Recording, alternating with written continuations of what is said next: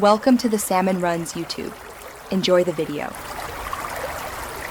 You start now. Wipe the shoe with a damp cloth and mild cleaner to remove oils that lock creases in. Insert a shoe tree or tightly crumpled paper.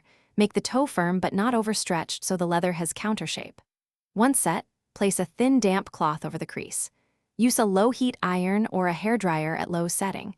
Keep the heat 1 to 2 feet away and move constantly. This combination softens fibers while the tree supports form.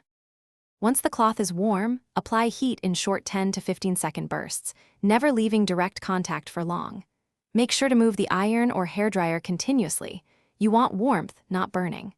After each burst, press and massage the crease with your fingertips to realign the grain, working outward from the center.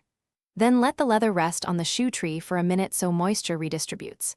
Repeat this heat, massage, rest cycle about 3 times, checking progress each pass. Once satisfied with smoothing, let the shoe cool with the shoe tree still inside. You then apply a quality leather conditioner or cream to replenish oils lost to heat.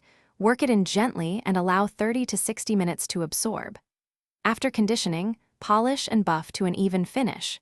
If a crease remains deep, repeat the heating and massage cycle on another day. Make sure not to overheat. If leather cracks or won't relax, stop and consult a cobbler for. Thanks for watching.